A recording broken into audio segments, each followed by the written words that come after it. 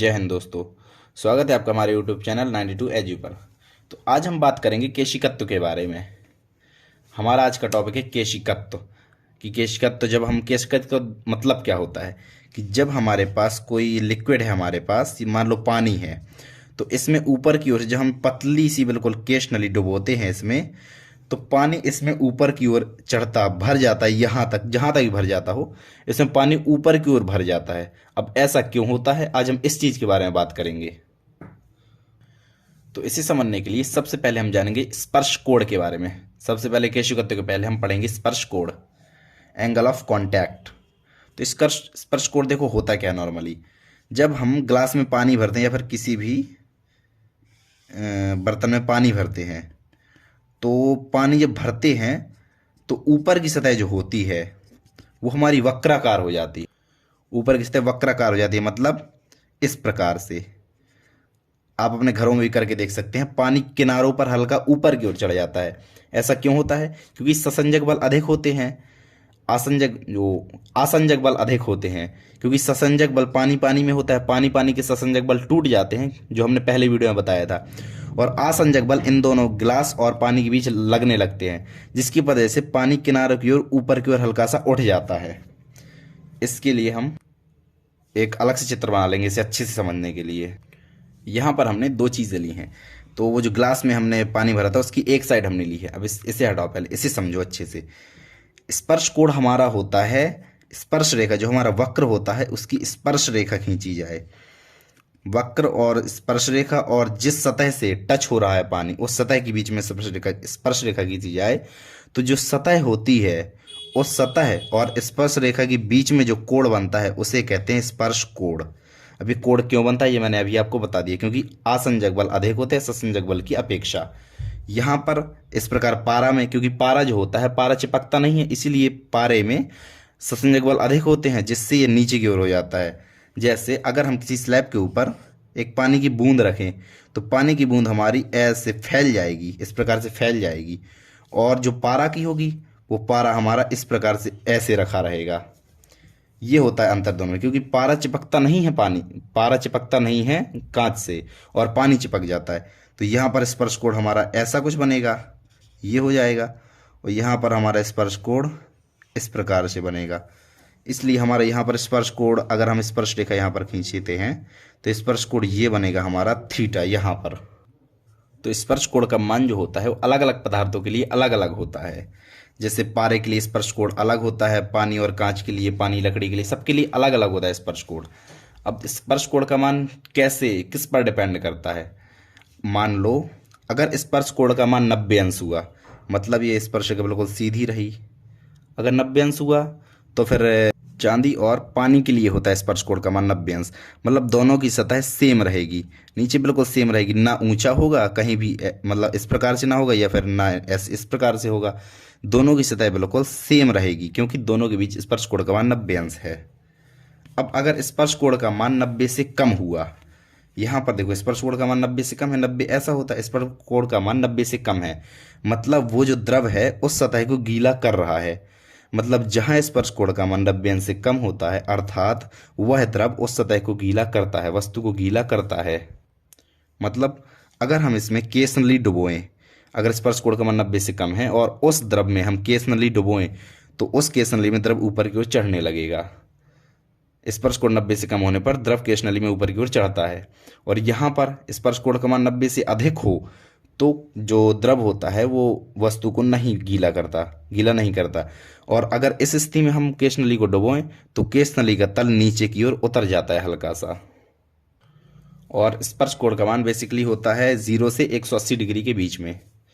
और पानी और कांच के लिए स्पर्श कोण का मान होता है 8 डिग्री। और शुद्ध जल तथा साफ कांच के लिए स्पर्श कोण का मान 0 होता है। पारा और कांच के लिए स्पर्श कोण 135 डिग्री होता है।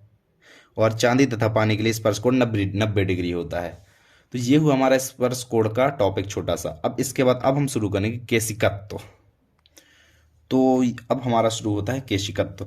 तो केशिकत्व नॉर्मली होता है कि अगर हम किसी पानी से भरे कंटेनर में एक केस नली डुबोएं तो उस केस नली में द्रव ऊपर की ओर, पानी ऊपर की ओर चढ़ने लगता है।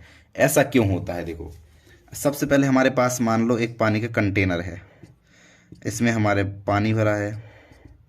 अब जब हम इसमें डुबोते हैं, केसनली डुबोई, तो इसमें हल्का सा दबाव आता है नीचे की ओर, और हमारा पानी इस प्रकार से है। जो स्पर्श कोण है मैंने बताया कि पानी इस प्रकार हल्का सा वक्राकार और किनारों पर उठ जाता है, जहाँ भी डुबो जाता है किनारों पर उठ जाता है।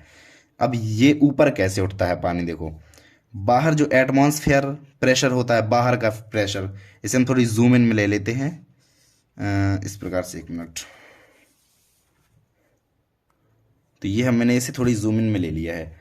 अब एक टॉपिक है कि अगर ये पानी है, ठीक है, पानी है, और अगर इसमें एक बुलबुला है, हवा से भरा बुलबुला है, हवा से भरा एक बुलबुला है, तो इसके अंदर का जो प्रेशर होता है पी आई, ये बाहर के प्रेशर मतलब पानी के प्रेशर पी ओ से अधिक होता है। अंदर का प्रेशर अधिक होता है बाहर के प्रेशर से। तो यहाँ की जो ये वाली चीज़ है, ये यहाँ पर भी सेम है, वही चीज़ है ना। ये हल्का सा वक्राकार, यहाँ पर हवा, ये वक्राकार, यहाँ पर हवा, बाकी चारों ओर पानी, यहाँ पर भी पानी, ये दोनों चीज़ सेम है।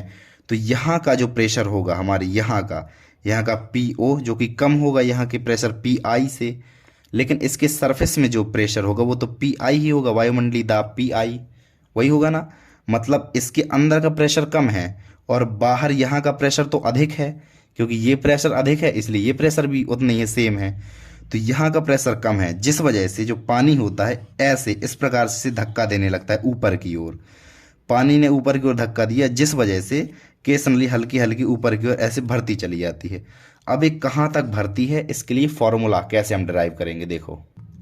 हाँ, अब देखो, जो हमने गुब्बारे के लिए, ये बीच में पानी वायु से भरे गुब्बारे के लिए परिकल्पना की थी, उसके लिए जो हमारा P I minus P O, उसके लिए एक फॉर्मूला होता है P I minus P O equal to 2s upon R. S क्या है, एस है हमारा सरफेस टेंशन, और आर है हमारी इसके रेडियस ऑफ ये स्फेयर, मतलब गोले की त्रिज्या। P I minus P O 2s upon R. और एक हमारे इसके लिए फॉर्मूला होता है, ये होता है पी आई, मतलब पी आई के लिए होता है P I equal to P O plus H rho G, ये होता है फॉर्मूला। अब इससे अगर हम पी ओ इस तरफ पक्षांतर कर लें तो P I minus P O equal to H rho G, ये हो जाएगा। ये दोनों सेम है, मतलब इनकी इस तरफ वाले भी सेम कर लेंगे। हाँ, एक सेकंड, ये दोनों सेम है, तो इस तरफ वाले भी सेम हो जाएंगे हमारे दोनों, मतलब H rho G equal to 2s upon R. और यहाँ से हमें h, हमने मान लिया कि हमारा जो द्रव है वो h ऊंचाई तक चढ़ रहा है। देखो h क्या है, h हमारी h ऊंचाई तक चढ़ रहा है। रो है हमारी डेंसिटी ऑफ लिक्विड, इस द्रव का घनत्व है। g है हमारा ग्रेविटेशनल एक्सिलरेशन, मतलब गुरुत्वीय त्वरण। अब h का मान जो आएगा हमारा 2s upon are row G, ये होगा हमारा h का मान। देखो यहाँ तक ये होगा हमारा h का मान, इतना समझ लो। अब आगे सुनो, जो r है हमारी त्रिज्या, इस गोले की त्रिज्या, मतलब यहाँ कहीं की इस प्रकार से होगी, कहीं त्रिज्या ऊपर की ओर इसकी त्रिज्या, लेकिन इसकी त्रिज्या हमारे लिए अननोन है, पता नहीं है। हमारे पास त्रिज्या किसकी है, केश नली की त्रिज्या तो होगी हमारे पास, डायमीटर त्रिज्या ये सब होगी। तो हमारे पास ये वाली त्रिज्या है, इसे और जूम इन में कर लेता हूँ, 1 मिनट। इस प्रकार से ये हमारे पास ये जो है, ये है हमारी आर। हमने मान लिया कि ये जो त्रिज्या है इसकी, केश नली की त्रिज्या है, इसे मान लिया हमने ए, ये बहुत छोटा बन गया, ए हमने मान लिया इसे।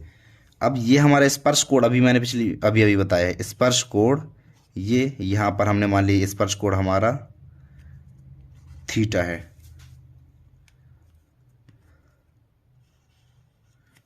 थीटा है हमारा स्पर्श कोण। तो इसे अगर हम इसे मिला दें तो हमारा क्या, एक समकोण त्रिभुज बन जाता है। और ये थीटा है तो हमारा ये वाला एंगल भी थीटा होगा, ये थीटा है हमारा ये, तो ये वाला भी एंगल थीटा होगा नॉर्मल ज्योमेट्री के हिसाब से। तो यहाँ पर थीटा है, मतलब कॉस थीटा, अगर हम इसका कॉस ले लें, कोसाइन ले लें इस थीटा का, तो कॉस थीटा इक्वल टू आधार बटे कर्ण ए अपॉन आर। तो R equal to A upon cos theta आ जाएगा हमारा, R equal to A upon cos theta आ जाएगा, जो इस फॉर्मूले में हम रख देंगे।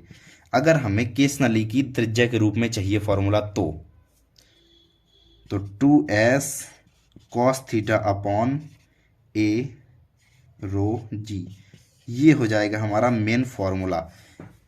ये किन किन चीज़ों पर डिपेंड करता है? ये करता है कोसाइन ऑफ थीटा, स्पर्श कोण के कोसाइन पर डिपेंड करता है। एस मतलब सरफेस टेंशन पर भी डिपेंड करता है। ए हमारा रेडियस ऑफ केशनली, मतलब केशनली हमारी जितनी पतली होगी, ए का मान जितना भी कम होगा उतना अधिक ऊंचाई तक द्रव चढ़ेगा। ए का मान मतलब केशनली हमारी जितनी भी पतली, जितनी अधिक से अधिक पतली हो सकती है, जितनी ज़्यादा पतली होगी केशनली में द्रव उतना ही ऊपर की ओर चढ़ेगा। और जितना कम डेंस होगा, मतलब जितना कम उसका घनत्व होगा उतना अधिक ऊपर की ओर चढ़ेगा। और गुरुत्वीय त्वरण जितना कम होगा, गुरुत्वीय त्वरण कम कब होगा? मान लो हम लिफ्ट से नीचे गिर रहे हैं या फिर लिफ्ट से ऊपर जा रहे हैं, गुरुत्वीय त्वरण कम या अधिक होगा वहाँ पर। तो गुरुत्वीय त्वरण पर भी डिपेंड करता है हमारे एच का मतलब केस नली में द्रव चढ़ता है जो, वो इन चीज़ों पर, इतनी चीज़ों पर डिपेंड करता है। ये होता है हमारे लिए केस नली में द्रव चढ़ने का फॉर्मूला। तो आई होप कि आपको इसमें काफ़ी समझ में आया होगा। और गाइज इस वीडियो को यहीं पर एंड करते हैं, मिलते हैं एक और नई वीडियो के साथ। Thank you so much, bye bye.